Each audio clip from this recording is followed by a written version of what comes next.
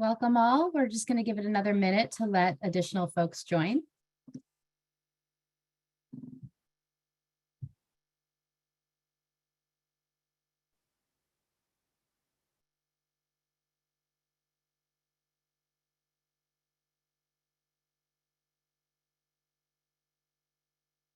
Welcome. If you're just joining us, we're going to give it about another minute to let some folks join.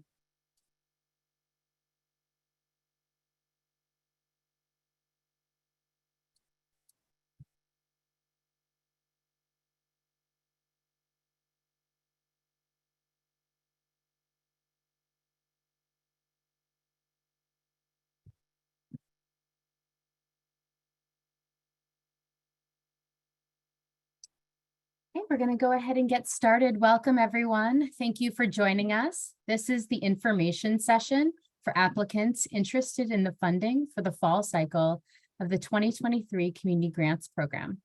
My name is Commnunity Desai. I'm the Director of Community Engagement at the Oregon Community Foundation. I'm based out of our Portland office, and I use she, her pronouns. Before we dive in, I'd like to start by acknowledging the land on which we live. Indigenous people have long held the land itself in great reverence. Utilizing these longstanding traditions, we would like to acknowledge the land upon which we currently stand in and use, the land which unites us and reminds us that we are all Oregonians, working in partnership to create a better future for all of our communities. This land has created vibrant and loving home for us, and we give thanks to the tribes who have been its stewards since the beginning of time. We would like to acknowledge all Indigenous people of the lands encompassed by the current state of Oregon as we know it today, including our 9 federally recognized tribes and our urban Indigenous populations. We are honored to be visitors upon these lands and work in partnership with Native communities comprised of individuals who stand over 5 million strong in the United States today. We extend our heartfelt gratitude to both the ancestors and descendants of these tribes, as well as those present today, for sharing our vision for a better Oregon. I would like to just start with a few announcements. All participants will be in listen-only mode. If you require or prefer closed captioning, please take a moment now to turn that feature on in the toolbar at the bottom of your screen. You can indicate what language you prefer and if you want to view the full transcript. We ask that you ask questions via the question and answer feature, also located on the toolbar on your screen. We will do our very best to answer questions throughout the presentation. We do ask that all of you focus your questions on the fall funding opportunity only, and that they be about topics that are relevant and applicable to all potential applicants. If you ask a question that we believe will be answered later in the presentation, we'll do our best to inform you that that answer is forthcoming. For more individualized questions about your organization or your specific proposal or request for funding, you can email or schedule one-on-one meetings with our regional program officers. You can find your regional program officer information on the Community Grants website. Today's session is being recorded, and the recording will be posted on our website for future reference. If you have to step away, please know we'll be sending that recording out to you after the call. And with that, we're going to go to the next slide and share our agenda for today. During our time together, we'll start with an overview of the Oregon Community Foundation, including an introduction to the Community Grants Program team.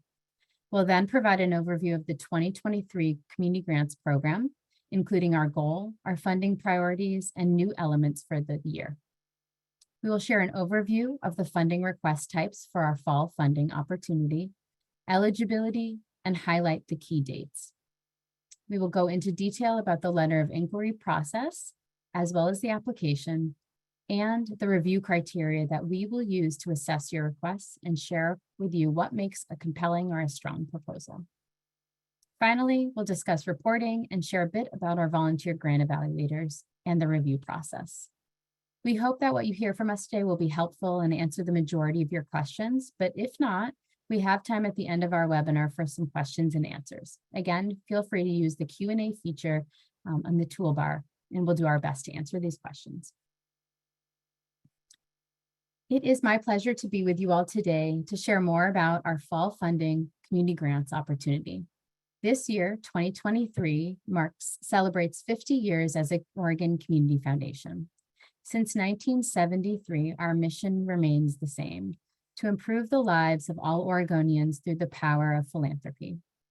Oregon has experienced significant change over 50 years. However, one thing remains true, is the incredible level of generosity and care that exists among our neighbors, our colleagues, our friends, and family. Next slide, please. One way to demonstrate our commitment to mission is through the investments made in Oregon communities. As of 2022, we've invested over $2 billion to over 10,000 organizations. OCF maintains strong relationships, and it's a focus in specific issue areas such as arts and culture, the education, environment, health, housing, and economic vitality. Unlike most community foundations, we aim to support a very broad geography, which includes all 36 counties of the state, both rural and urban, as well as our federally recognized tribes. We recognize the disparate impacts on certain communities and demographics throughout our state.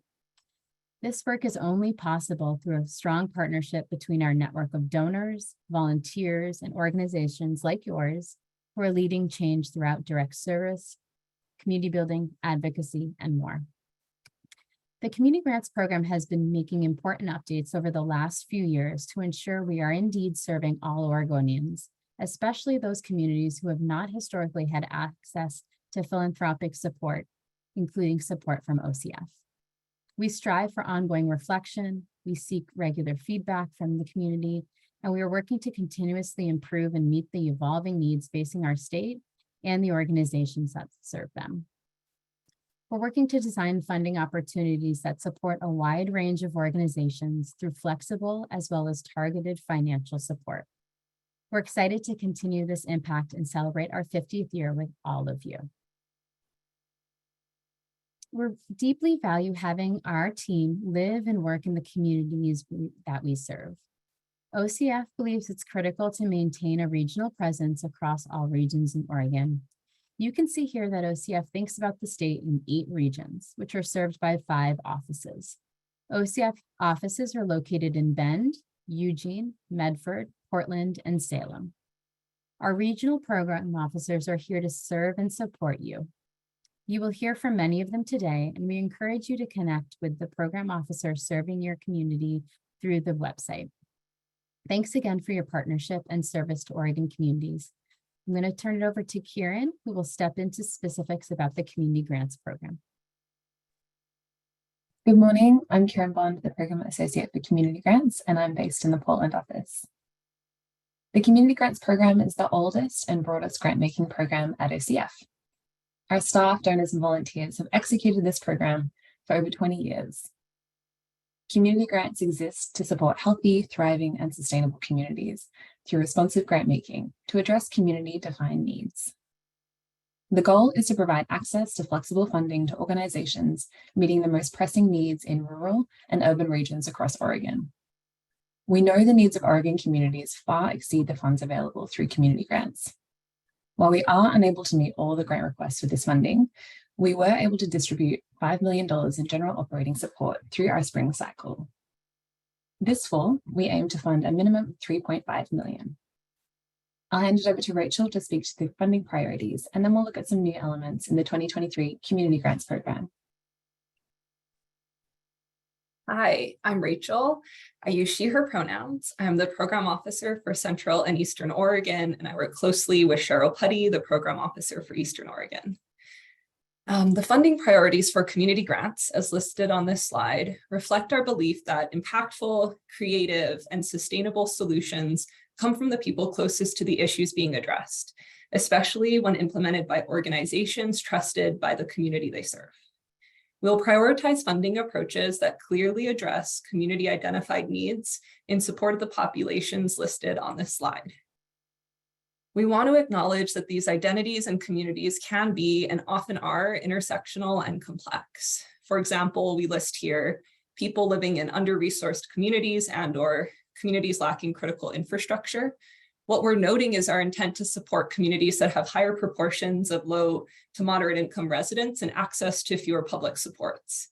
We want to emphasize that there isn't a specific formula that we require to demonstrate you meet this criteria, nor is it tied to any specific geography, as we know both rural and urban communities can fit into this category. And when considering intersectionality, we realize that there may be some overlap between this priority population and others, for example, people living on low incomes or people who are homeless, unsheltered. My colleagues will share more on what makes a competitive proposal aligned with these funding priorities. But first, I'll hand it over to Eva to share more about the new elements in the 2023 Community Grants Program. Great. Thank you, Rachel. Hi, everyone. My name is Eva Miller. I use she, her pronouns, and I am the Regional Program Officer for the North Coast. And I also cover the Portland Metro region. I'm based out of the Portland office. So I'll be sharing what's new in the Community Grants Program. As a bit of background, in the spring of 2022, we invited 95 organizations to participate in focus group conversations about our Community Grants Program. 44 participated in a group or an interview. We received rich feedback, some of which aligned with changes we were already exploring, some that we could begin to implement pretty quickly, and some that will take more time to develop. A couple of things we heard and wanted to act on quickly were the desire for more flexible funding and a less burdensome application. We're piloting a couple of changes this year that reflect some of that input. First, we're using our 2 cycles in 2023, spring and fall, to offer 2 distinct types of funding. We offered general operating support in the spring, and we're now offering project-based funding in the fall. This funding includes support for new or expanded projects and programs, capacity building, and small capital projects. Please hold your questions on these request types, as the next section will cover them in more detail. Second, we are introducing a letter of inquiry, or LOI, for both cycles in an effort to minimize the upfront investment of time and effort spent by organizations on completing a full application. This will also provide a quicker turnaround for letting applicants know if they are not going to be invited to submit a final application. Finally, I want to note that all organizations that submit a letter of inquiry must also complete the OCF organization profile tool as part of the process, if you don't already have one on file. My colleague, Joel Harmon, will talk more about this tool a little later in the webinar. For now, I will turn it back over to Kieran to provide more details on the fall cycle. Thank you, Eva. As Eva mentioned, we're offering program capacity building and capital funding requests in this cycle. Awards range between $5,000 and $40,000, with most awards around the $10,000 to $20,000 range. The maximum awards are $40,000, and awards will rarely exceed the organization's annual budget for the year. Due to limited resources and tremendous need, it is unlikely that we will be able to fund the maximum award frequently. Eligibility is different to last cycle, so please read through our program guidelines before submitting an LOI. Here are the few exceptions. Bear with me. Organizations that received a 2022 community grant for program enhancement, a capital project, or capacity building are not eligible to apply in 2023 unless they are a culturally specific, small and rural organization or specific to populations that face significant discrimination and bias.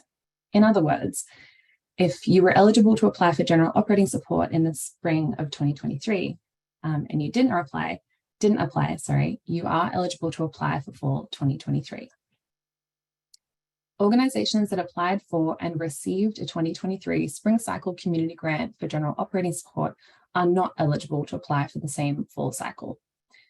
So essentially, you cannot be awarded 2 community grants in the same year. However, the organizations that applied in spring and were declined, meaning that you did not receive a grant, are eligible to apply for this cycle. And if you're feeling totally confused by this, a full list of all organizations that are not eligible to apply for the fall cycle is available on the community grants page and also linked in our program guidelines. So please check that if you're not sure. Finally, if after reviewing the program guidelines and the list I mentioned, please contact your regional program officer. Next slide, thank you. Here are some of the key steps of the process and the dates for the full cycle. The LOI submission period is from June 30 to July 20. Until July 20th, program officers are available for virtual only 30-minute meetings, one per organization, to support those interested in applying for our fall 2023 cycle. The links to set up these meetings are on our Community Grants webpage. Once LOIs are received in July, program staff and volunteers will begin the LOI review. Reviews happen by region, with the regional program officers working with local volunteers to review LOIs from the geographic area. Reviewers will use the rubric shared in the program guidelines and here later in the webinar as a starting point for scoring and evaluation. Once those decisions are made in early September, OCF will notify declined applicants and send invitations to successful organizations to submit an application for funding. Invited organizations will have 2 weeks to complete and submit their applications. Once applications are received in late September, program staff will review and recommend them to the OCF board. The OCF board will finalize decisions in early November, and OCF will notify applicants of awards and declines shortly afterwards. Program staff will be available for one-on-one virtual meetings for declined applicants to share feedback after these dates. Okay, from here, I'll turn it over to Deb, who will discuss funding request types. Hi, my name is Deb Vaughn. I'm the program officer in OCF's Salem office, and I use she, her pronouns. I work primarily with organizations in Marion, Polk, and Yamhill counties. As Eva mentioned a little bit earlier, this fall, funding will go to a broad range of organizations to support capacity building, small capital projects, or new and expanding programs or projects, all of which will deepen, enhance, or grow work in the community. Requests to support ongoing programming as is are not eligible this cycle. Eligible applicants will need to indicate what type of support they are requesting and only submit a single LOI this cycle, unless they're a fiscal sponsor, which Joel will discuss in a moment. So please hold your questions about fiscal sponsorship until we hear from Joel. The LOI and application process and questions are the same regardless of the request type. During your application, if you select one request type and we think your request is better aligned with a different type, no action is needed on your end. We will update the request and move forward with review on your behalf. The first type of request applicants may choose is funding for a new or expanding program or project. These are outward-facing efforts designed to deliver programming and services to the community. We encourage you to include a rationale for why your request is a significant expansion in terms of community need. Next slide, thank you. Applicants that are focused more on growing the capacity of their organization, a more internal project that helps the group better achieve their mission, may choose to apply for capacity building support. Some examples of capacity support might include planning efforts, board development, or marketing projects. The final option is to request support for small capacity building projects. The total project costs must not be more than $500,000. Examples of these types of projects are things like restroom upgrades to meet ADA requirements or a roof repair. These requests may not be a carve-out of a larger budget capital project, but must stand alone when completed. And now I'm going to hand it over to Joel to discuss eligibility. Hi, I'm Joel Harmon, Grants Management Associate. And with this slide, I want to highlight a couple of the most common reasons we experience delays in being able to establish legal eligibility for an organization. Number one is fiscal sponsorship documentation. If your organization is an eligible 501c3, then this doesn't apply to you. However, if your organization is fiscally sponsored by a partner 501c3, then you must provide documentation. This will be an official agreement outlining the fiscal sponsor relationship that is signed by authorized representatives of both parties. As fiscal sponsor relationships can change, your documentation on file with us should be no older than 1 year. Organizations are allowed to act as a fiscal sponsor for multiple projects, and they can also fiscally sponsor a partner in addition to submitting an application of their own. Then number 2, in most cases, your organization will need to be registered with the Oregon Department of Justice in order to be eligible. This is in addition to your eligibility with the IRS. So this process can take a few weeks, so if you have any question about whether or not your organization is registered, go to the Oregon Department of Justice website, navigate to the Charities section, and then search for your organization. There are certain types of organizations that are exempt from this requirement, places of worship or government entities being a couple of the most common examples. Finally, in order to consider your letter of inquiry, we must be able to establish your organization's eligibility by the end of the LOI window, which again is July 20th. Let's go to the next slide. As Eva mentioned, in 2023, we are requiring organizations to fill out or update their organizational profile when submitting their letter of inquiry. The organizational profile allows OCF to share your letter of inquiry with donors and our network of funders. If you decide that you don't want to submit an LOI, we still encourage you to complete an organizational profile to keep OCF staff and OCF donors updated on all the incredible work you do. Your organizational profile will typically include your mission statement, the primary populations that you serve, and any current projects or needs you have over the next 6 to 12 months. We find that organization profiles that are action-oriented or time-sensitive are the ones that are well received by OCF's donors and other funders. And then the next slide. So the link provided for you here will connect you to step-by-step instructions for updating your organization profile. And a link to the profile form can also be found in the RFP program guidelines. On this slide, you can see that the organization profile form is visible on your dashboard when you're completing your LOI. It's that tab up there in the upper right-hand part of the screen. And to ensure that you don't miss this step, you're also going to be prompted to complete the profile form just before you submit your LOI.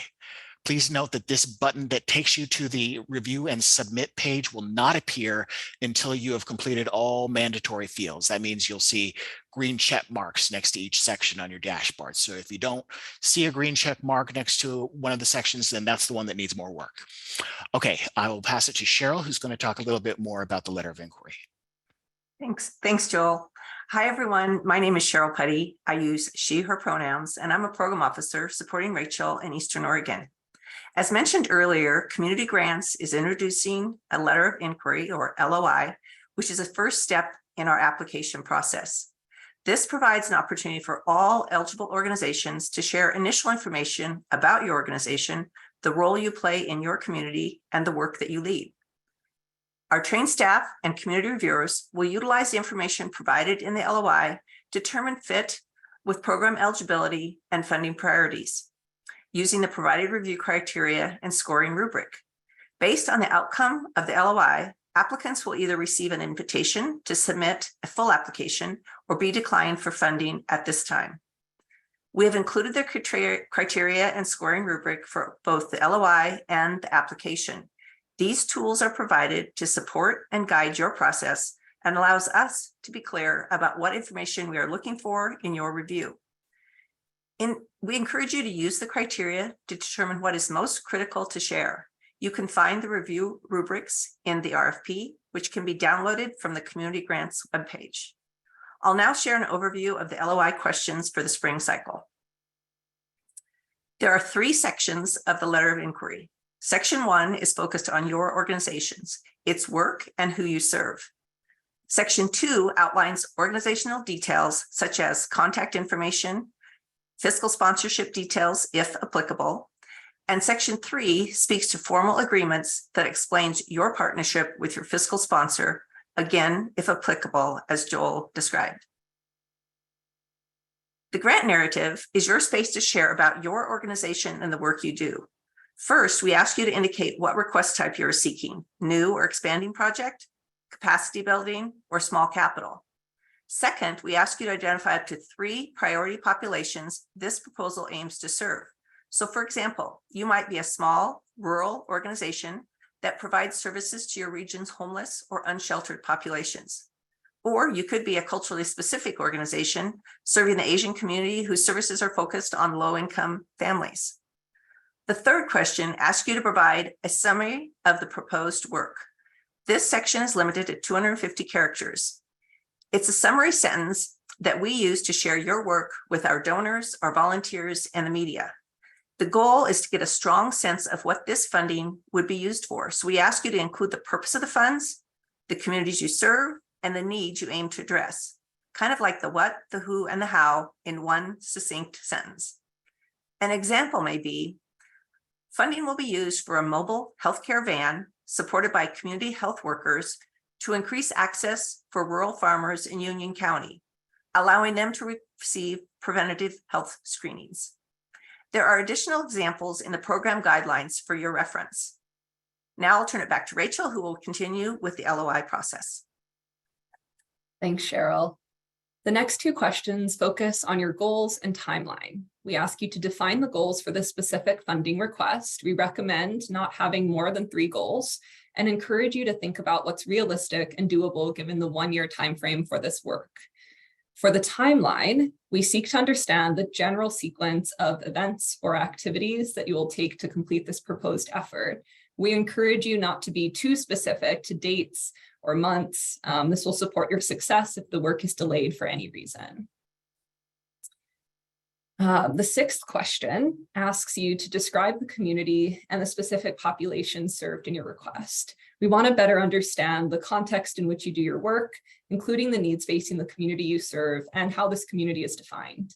If you have data to share, we welcome that, but we do not expect a research paper or a recitation of census data. In the next question, question 7, we want to understand how the community defined in question 6 is represented or engaged in your work, such as in planning, shaping, and decision-making, for example, on boards and partnerships, councils and committees, planning groups, and the like. In the 8th question, we want to get a sense of your present relationship and experience with the community you serve. We encourage you to describe previous and current ongoing efforts, and this can include both successes and challenges. We really want to understand how your unique relationship with the community positions you for success in your proposed work. The next questions ask about your operating budget for 2023, the total cost of your proposed work, and the amount you're requesting from OCF.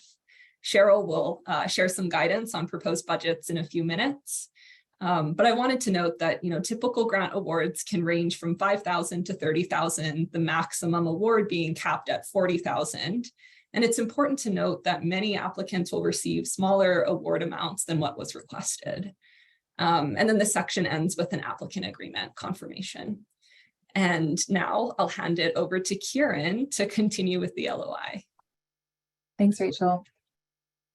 Section 2 asks basic questions about your organization and executive director or board chair, as well as the counties you serve and your operating budget for the last completed fiscal year. This is also where you'll list the name and contact information of your fiscal sponsor, if you have one.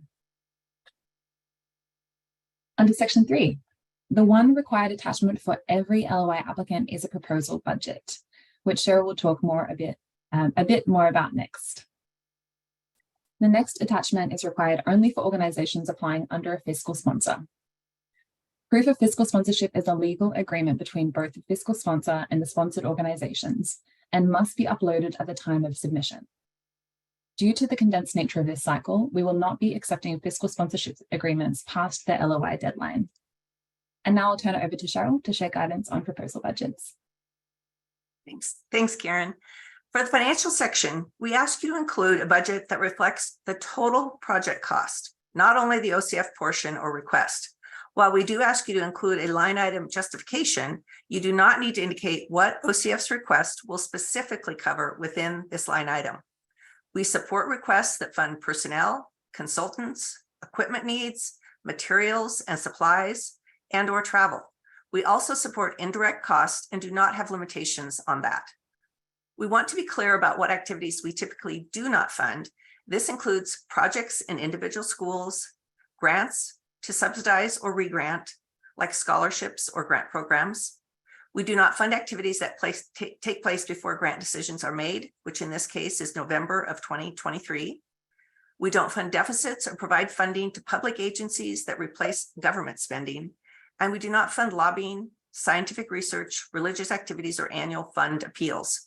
We hope this helps you in thinking through what an appropriate proposal and budget request within our community grants program looks like.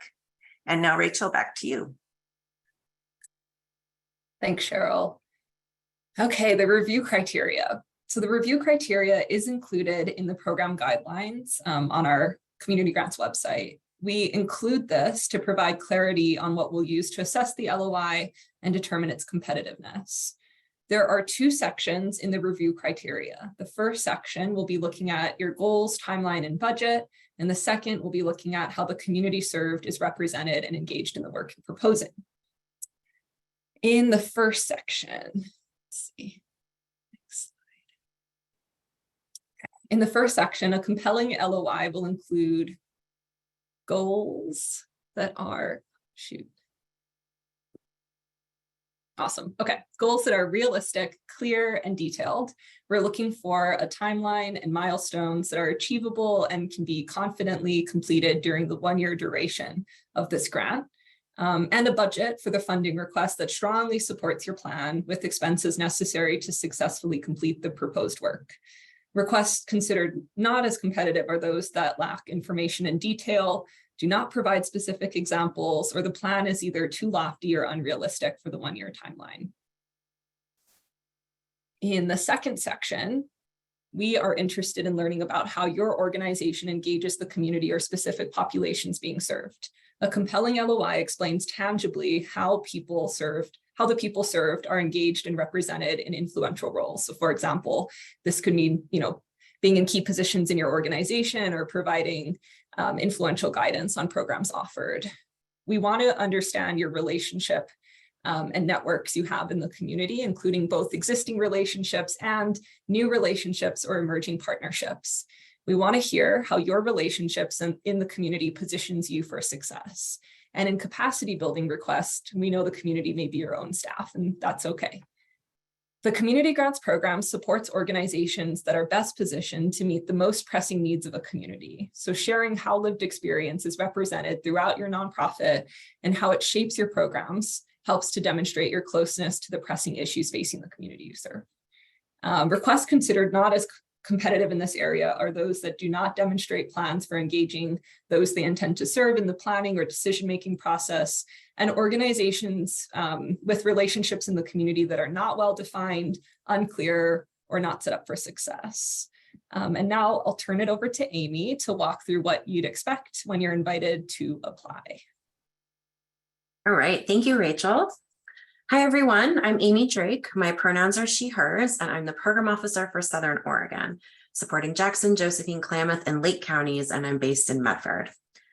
In the previous grant cycle in the spring, we invited about 40% of those who submitted LOIs to move forward in the review process and submit an application. And so this section will focus on the application and the application questions for those who are invited to this stage of the process. The application is shorter than the LOI, and it has two main sets of questions. So we'll start with section 1 here. Section 1 is the LOI review, which will simply ask for updates and or changes to the information that you submitted with your LOI, and it will consist of the questions you see on the slide.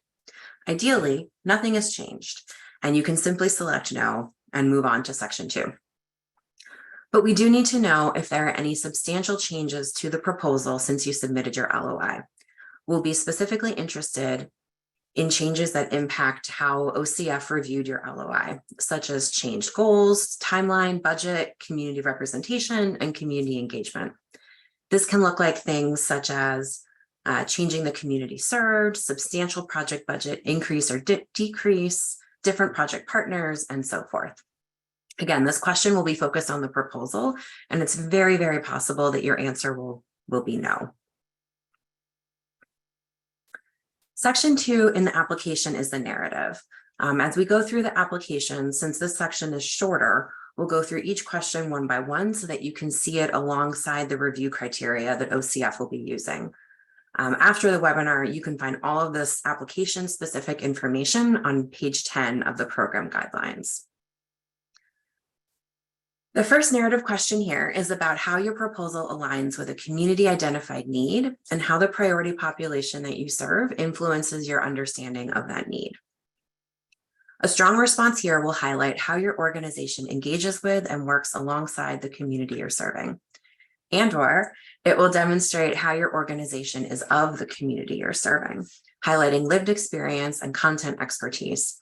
And it will demonstrate how that perspective informed the need that your effort will address. A strong response will demonstrate an approach of by us, for us, and nothing for us without us. A not competitive response could be a proposal that's intended for the for a community, but that is disconnected and uninformed by the community served. An excellent example of this is an out-of-state organization deciding to bring programming to a small town in Oregon without involving the people who live there as partners or in the project planning. It's critical to note, again, that like the LOI, we only review the information that you provide. And so if the answers that we need to understand how your proposal fits into this review criteria is missing, that often leads to a not competitive score. So we really do encourage you to provide meaningful examples to these questions. The second and third narrative questions in section 2 are about your proposal's activities, approach, and impact. And so here we want to learn about your specific plans for this proposal, how you'll implement the plans, the ideas guiding you, and what you intend to be different as a result. Strong responses here will illustrate the role of the community in your proposed activities and how the community will feel that impact. There will be a clear plan outlined for implementation, including your reasoning for how you're approaching the proposal activities. Answers will demonstrate how the impact of the work will improve lives for the community served.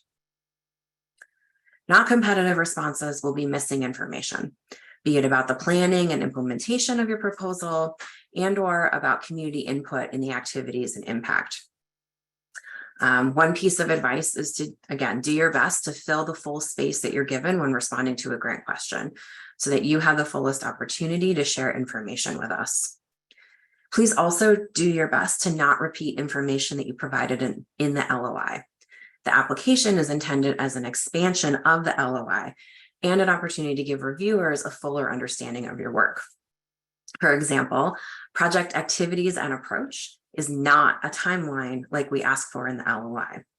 Instead, it is an explanation of how the ideas guiding your work informs your implementation. All right, so the fourth and final narrative question is about how your organization learns and adapts based on feedback from the community served. Here we want to learn about the methods you use to obtain that feedback and how you adapt your organization and programming accordingly. Strong responses here will demonstrate intentional processes to solicit feedback from a wide variety of community members. It could be from board members, program participants, and/or people you're hoping to reach in the future. This can be done through a range of methods and can include things like focus groups or surveys, one-on-one conversations, and more.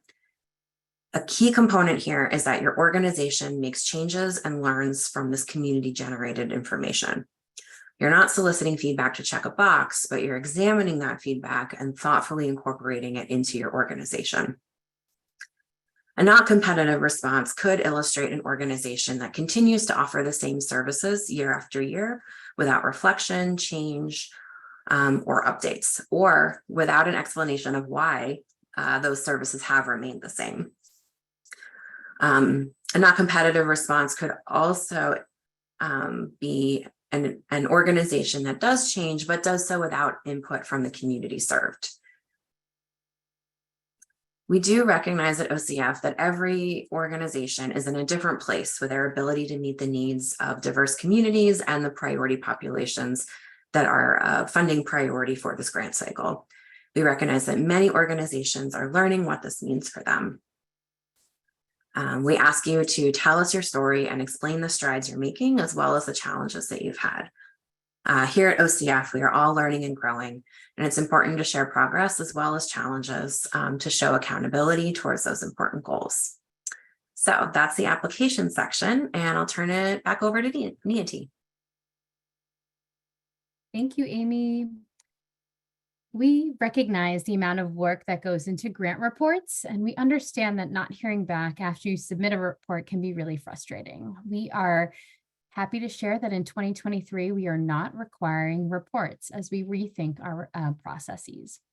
However, we would love to see your work in action. If you were funded, we would love an invitation to attend a site visit, participate in an event you're hosting, or any other opportunity to experience the good work you all do.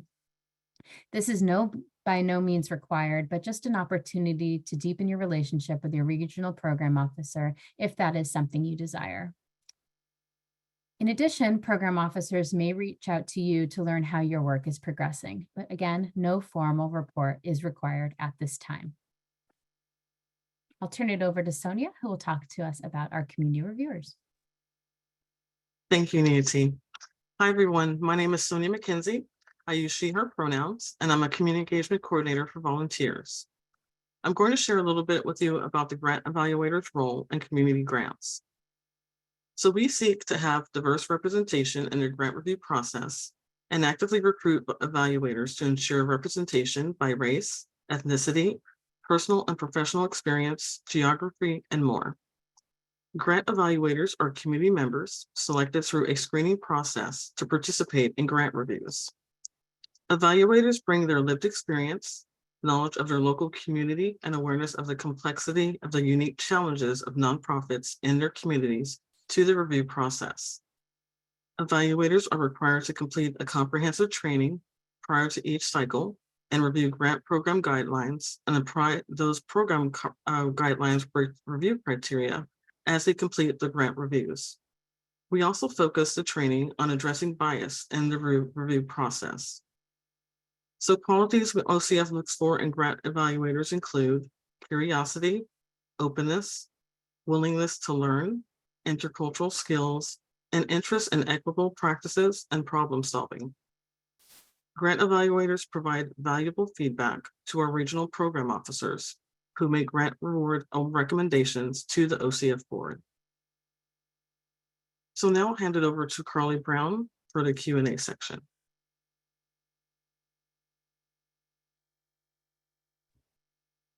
Thank you, Sonia. Hi, everyone. My name's Carly Brown. I use she, her pronouns, and I'm based in the Oregon Community Foundation's Portland office. I have a statewide program officer role, so I get to look at applications that have a statewide impact or multi-region. I also get to look at some Metro Portland applications. Really excited to see you all here today with us. This is our time to answer some of the questions that have been shared in the Q&A throughout the webinar. And I first want to give some guidance about our program officers and their availability to you. Many of the questions that have come in are really specific to your organization and may require or benefit from further conversations with your program officer. And so you see them all on the screen, or most of them on the screen here. And I really encourage you, if you do have some questions that aren't answered in the material we've provided, or in the guidelines, or in the answers to the Q&A today, that you do reach out to them by email. Or you can schedule a short Zoom conversation or phone conversation with them, and that information is on our website. So first, I want to tackle some of the questions that came in that we thought were better addressed verbally. So Tina had claimed one of the questions about what is a small capital project. So Tina, I wonder if you want to respond to that. Sure. I just saw this come up a number of times. And as was mentioned in the slides and in the guidelines, we consider a small capital project one where the total project budget is $500,000 or less. Thank you, Tina. Another question, several questions that came up were about eligibility for individual schools applying. And so Eva Miller is going to talk a little bit about eligible organizations and how that interacts with individual schools. Sure. Thanks, Carly. So yeah, the question about schools and individual schools applying is much more a matter of competitiveness than eligibility. So individual schools of any type can apply. We typically don't encourage it just because they are not competitive. The community grants program is just not well suited to provide for the funding needs of public schools or any type of schools that are serving the general population. The need for funding is simply too vast for the type of budget that we have in the community grants program. The exception to this would be schools that do not serve a general population, such as, this is just an example, but alternative schools that may be serving students who are not well served in traditional academic environments. And maybe in some select cases, there are schools that serve kind of an outsized role, such as in rural or frontier areas of the state where a school might also be the only community meeting place. It might also serve as a food pantry, the only library, etc. So the school is kind of more than a school. And so it can be a little bit nuanced here, but if you do have questions about individual schools, please reach out to your regional program officer. Thanks. Thank you, Eva. Really appreciate that. There's a question here for, do you have criteria for projects with a geographic scope reaching outside Oregon's borders? And that's a really good question, and you're of course welcome to reach out to one of us to ask this. But basically, I want to emphasize that we're looking to serve Oregonians in this grant program. And so what we would really want to see in that proposal is how the organization or the proposed work is really directly impacting and led by Oregonians. So that would be a key piece. Organizations based outside of Oregon are eligible to apply, but we would really want to see how it's impacting Oregonians. There was also a question about the definition of rural. And I wonder, Rachel, if I could put you on the spot to explain to us the definition of rural. The definition we used last cycle was 35,000 population. We know that population counts fluctuate. I think you should meet with your program officer would be my guidance. So if you're in Central or Eastern Oregon, that's me. If you're in Southern Oregon, Amy, you can look at our website. But I think for specific questions, like I know there are some communities here who maybe just hit over 35,000. I would say meet with us, since that's not necessarily an eligibility criteria like it was for the first cycle. I think we'd all like to get to know your project a little bit better. But Amy or Cheryl, I don't know if you have other things. Yeah, Rachel, I think that was a really helpful response, emphasizing that rural is not a eligibility criteria this cycle, and so it's a different consideration than in the spring cycle. We have been using Ford Family's old definition of rural, which as Rachel said, was 35,000 or less and not adjacent to an urban community of 50,000 or more. And it's often that not adjacent piece that is really worth the individual conversations that Rachel brought up. That's where I see a lot of confusion, at least here in Southern Oregon. So not a criteria, really more focused on under-resourced for this cycle, and reach out and set up a meeting and talk to us. Thank you, Rachel and Amy. Let's see. There was another question about the question about multiple schools versus a single school, and would that be competitive? And that's just a question we can't answer without knowing more information about what you are proposing. What we say is that we just typically do not fund activities for individual schools. And so if you do have more nuance, we would love to talk to you more and encourage you to reach out to your program officer. Vivian is asking to expand on community served in a capacity building grant application. And so I'm wondering, Neeti, if you'd like to talk a little bit about community served and how that relates to capacity building requests. I think it might be about priority populations. Or Deb, I see you're answering that. Would you like to answer that verbally?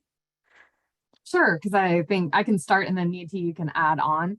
The way that I think about this is if an organization is increasing their own capacity internally, that should logically result in them being better equipped or more efficient or more prepared to impact the community. So while it may not be direct service provided to individuals outside the organization, it is a step along that continuum. So a successful application for a capacity building grant would not only be focused on the impact of doing the work on the staff and board and people inside the organization, but on the ultimate impact on the community beyond. Thanks, Deb. I don't have much to add to that other than to say, I think that as we think about capacity building, there's a lot of different ways to define capacity building and what that means for your organization. If there is growth or expansion in your work and what's truly needed is an additional FTE or staff to maintain that support and support that expansion, that is also considered capacity building as well. So again, if for the specifics of a given request or application, you're welcome to talk to your program officer. Thank you, Deb and Neeti. There was a question here from Kelsey. We are a statewide organization. Will we have a better chance of receiving funding if we pick a project that has a statewide impact or one that is focused on a specific county or community? I'm gonna start to answer this and then ask any of my colleagues here to jump in if you have anything to add.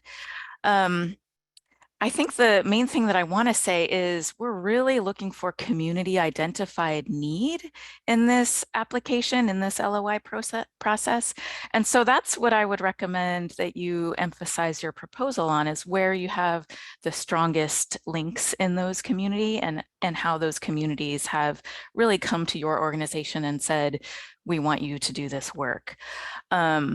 And so that's how I would look at the possibilities of what to propose in this LOI, as opposed to looking at the, what's more competitive statewide or something in an individual community. But want to open it up for any of my colleagues to add anything if you like.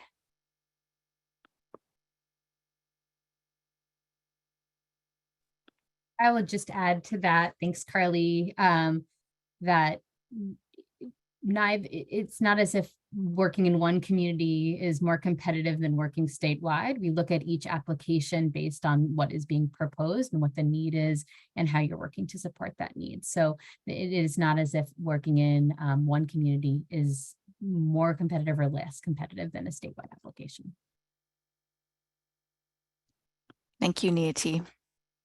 We have a really good question from Deb Merchant. How do nonprofits that protect land, water, and wildlife qualify in the context of people for this round? Does anyone want to tackle this one?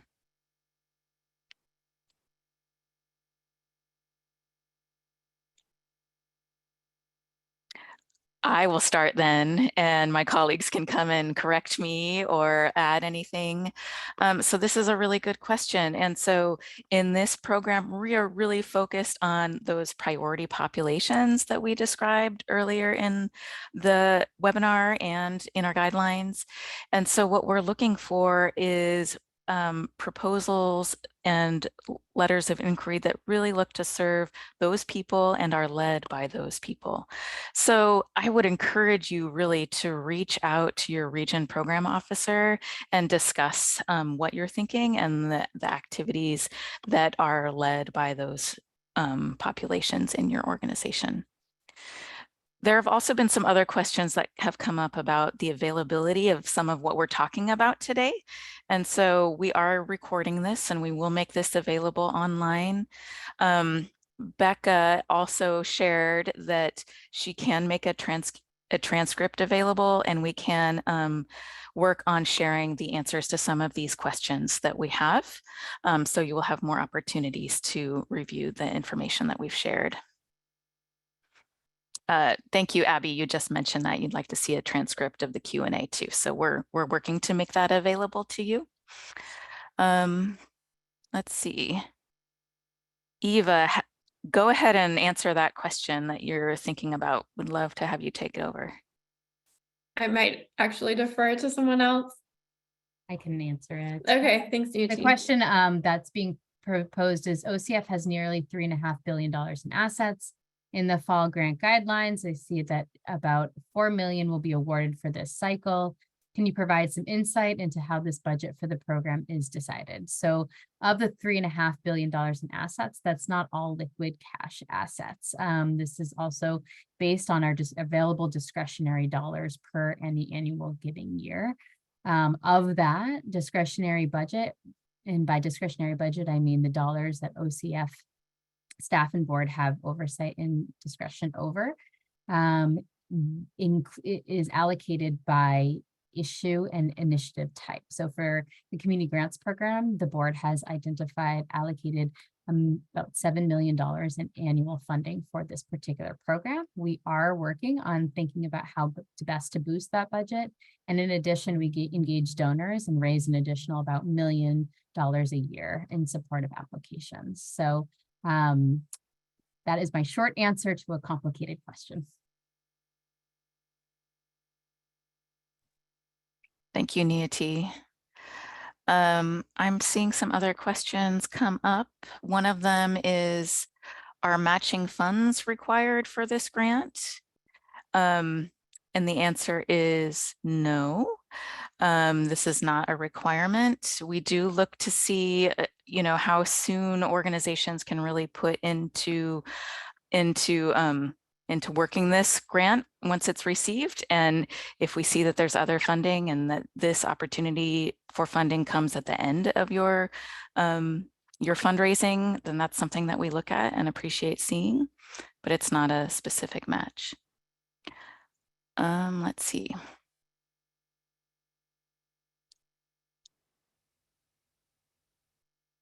Oh, someone asked, and I'm not quite sure I understand the question, but does the RFP letter of inquiry guidelines something we can use for future LOIs as well?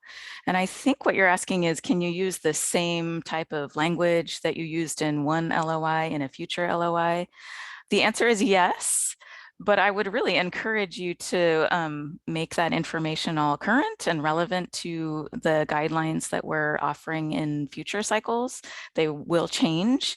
And so we really want you to respond with your LOI that's specific to those guidelines as you propose them.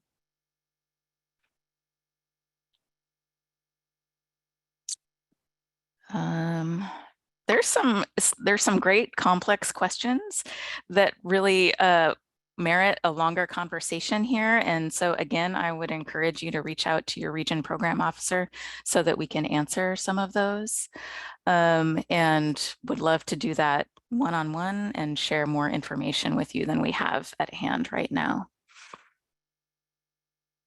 So I think we're coming to the end of our time. Are there any other questions that any of my colleagues would like to address? Okay, with that, I just want to remind you that, oh, Eva, go ahead. I'll take one. There was a question just about capital projects. It said, can you explain small capital projects not being a part of larger capital projects? So I think what we are referring to here is that we're looking for to fund capital projects whose total budget is $500,000 or less, rather than a small component of a very large capital project being $500,000 or less. So if it is a small component of a very large capital project that you are proposing, that you're requesting funding for, that likely wouldn't be competitive because the overall budget would exceed the threshold. So hopefully that answers your question. Thank you, Eva. A few people are asking in the Q&A how to get a hold of us. And so I want to direct you to the Community Grants webpage. And if one of my colleagues could share that, you'll see towards the bottom, there is a kind of red box that says need more information or assistance, consult the frequently asked questions, or set up an appointment with Community Grants program staff. So if you click the link for set up an appointment, it will take you to a page that shows who your region program officer is based on your geography. And there you can click on some links to set up a Zoom appointment through the Calendly app. And you can set an appointment up directly. It will arrange a time where you can mutually find together, and you will find your region program officer either by Zoom or by phone. You also have the option of sending them an email by clicking on those links there. You don't necessarily have to have a meeting with a region program officer. You are welcome to send an email if you just have a quick question. It's not a requirement that you have a meeting in advance. And so I just want to encourage you, if you do feel like a one-on-one conversation would be helpful, to go ahead and do that. Hey, Carly, can I bounce a question that I think maybe Joel can help Yes. clarify? Emily asked if a university has a unique EIN from its foundation counterpart, can both entities apply for different projects? As far as I'm concerned, and I just kind of handle, the legal aspect of it, sure, yes. So if you want to answer it from a program perspective, then that's a different thing. But as far as I'm concerned, yes.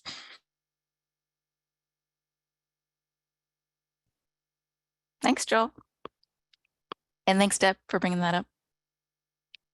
All right, with that, I just want to express our gratitude for all of you being here on this webinar with us. Look for some more information on the website of how to see this webinar again, if you like, and the transcript and the answers to the questions that you asked. We are all, I speak for all of us to say that we're honored to work with you and learn about the work that you are doing in the community. And we really look forward to reading your LOIs and working with you in the future. So thank you for your time.